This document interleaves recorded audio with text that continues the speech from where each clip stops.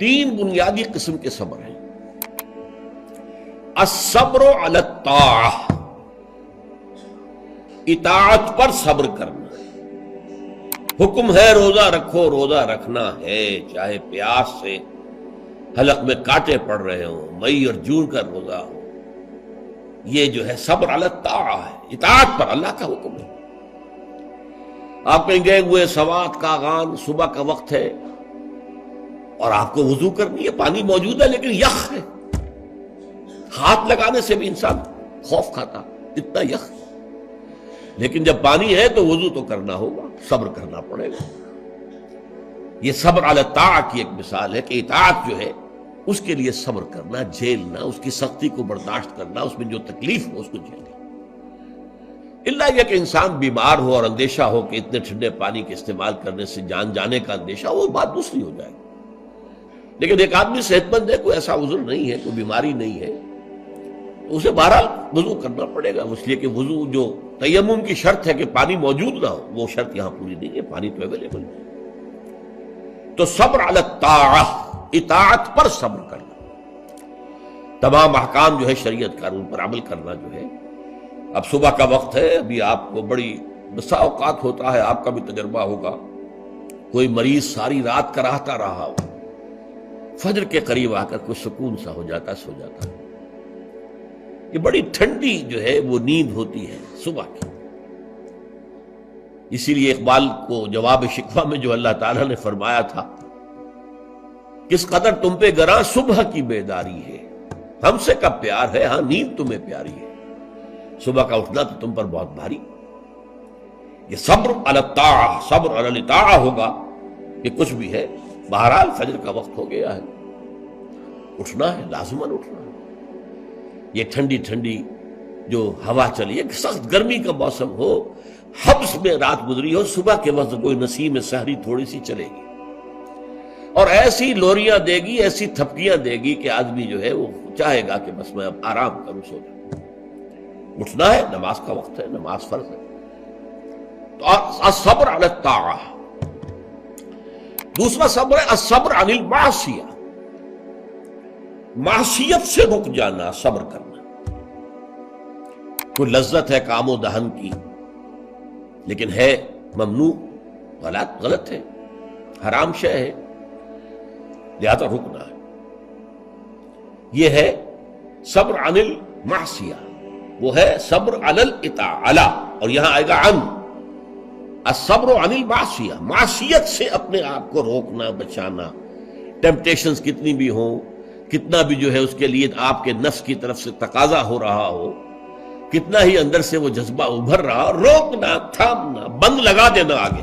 یہ صبر. تیسرا صبر ہے صبر علی البلاء یا صبر علی الایذاء، آزمائش پر صبر کرنا اور ایذا پر صبر کرنا. اور صبر عن الطبع، یہ صبر علی البلاء جو ہے، اللہ تعالیٰ جو امتحان لیتا ہے انسان کا، ابتلاء، آزمائش. اللہ کی راہ میں جہاد کرنے میں ابتلاء آ رہا، آزمائش آ رہی ہے، جان دینا پڑے گی، مال دینا ہے، یا اور اسی طرح سے اللہ کی طرف سے آزمائش آ گئی ہے، آپ پر کوئی مصیبت آ گئی ہے. آیا اس میں آپ صابر رہتے ہیں یا اول فول بکنا شروع کر دیتے ہیں اللہ کے خلاف؟ اجی ہمارے ساتھ تو اللہ نے کبھی کوئی خیر کیا ہی نہیں، سب بھول گئے جو بھی اللہ تعالیٰ نے پہلے احسان کیے تھے، کیونکہ ایک آزمائش آ گئی. تو صبر علی البلاء. اب اس کے دو حصے ہیں جو میں نے بیان کیے. ایک ہے صبر علی الایذاء، آپ اسلام کی دعوت دے رہے ہیں، کوئی آپ کو ایذا پہنچاتا ہے، سخت ایذا پہنچاتا ہے. یہ ایذا وربل بھی ہو سکتی ہے، یہ ایذا فزیکل بھی ہو سکتی ہے. وربل ایذا، پاگل ہو گیا، تمہارا دماغ خراب ہو گیا، تمہاری عقل الٹی ہو گئی، اوندھی ہو گئی، تم کسی کوئی بری جو روح ہے اس کے زیر اثر آ گئے، کوئی جن تمہارے اوپر قابض آ گیا، شیطان. یہ کیا ہو رہا ہے؟ وربل ایذا، زبان سے سکھایا جا رہا ہے. اور ایک یہ کہ مارا جائے، پیٹا جائے، جیل میں رکھ دیا جائے، بھوکا رکھا جائے، ایذا پہنچائی. اور ایک اسی کا مرحلہ آتا ہے ذرا بعد میں، جب وہ غلط معاشرہ اچھی طرح ٹھوک بجا کر دیکھ لیتا ہے کہ یہ ایذا سے تو یہ باز نہیں آئے اپنی بات سے، جمے ہوئے ہیں، ٹکے ہوئے ہیں، ڈٹے ہوئے ہیں، تو پھر کچھ لالچ دیا جاتا ہے، دیکھو ہم تمہیں اپنا بادشاہ بنا لیں گے، تم یہ بات چھوڑو، دیکھو ہم تمہیں قریش کی جس عورت کی طرف اشارہ کر دو جس کا حسن تمہیں اچھا لگے، ہم اس سے شادی کر دیں گے تمہاری، تمہیں جتنا مال و دولت چاہیے تمہارے قدموں میں ڈال دیں گے، تمہارے بتوں کو برا لگا، یہ نہ کہو یہ بات نہیں۔ اب یہ طمع ہے، ٹیمپٹیشن کے مقابلے میں رکنا ایذا کے مقابلے میں رکنے سے زیادہ مشکل ہے، جس کی ایک بہت بڑی مثال جو ہے امام احمد ابن حنبل کی زندگی میں ہے کہ جب مسئلہ خلق قرآن پر جب انہیں جیل میں ڈالا گیا، مارے ماری گئی، الفاظ یہ آتے ہیں تاریخ میں کہ انہیں وہ مار ماری گئی کہ اگر ہاتھی کو بھی وہ مار ماری جاتی تو چنگھاڑ اٹھتا، لیکن ان کے آنکھوں میں کبھی آنسو نہیں آئے، برداشت نہیں۔ پھر زمانہ بدل گیا، اب خلیفہ کوئی اور ہو گئے، اور ان کا اپنا موقف وہی تھا جو امام احمد ابن حنبل کا ہے، تو اب دارالخلافہ سے، ایوان خلافت سے ایک ایلچی آیا ہے اشرفیوں کی تھیلیاں لے کر کہ یہ خلیفہ نے آپ کو بھیجی۔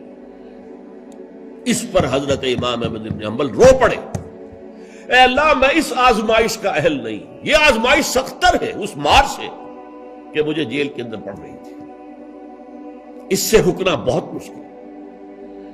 تو میں نے یہ صبر کی قسمیں آپ کو گنوا دی، صبر علی الطاعہ، صبر عن المعصیہ، نمبر 3 صبر علی البلاء، علی الابتلاء، اس کی 2 قسمیں، صبر علی الایذاء، اس کی 2 قسمیں، زبانی کلامی وربل یا فزیکل جسمانی طور پر تکلیف پہنچانا، اور پھر صبر عن الطمع، ٹیمپٹیشنز کے مقابلے میں اپنے آپ کو روکے رکھنا، یہ صبر کی قسمیں ہیں۔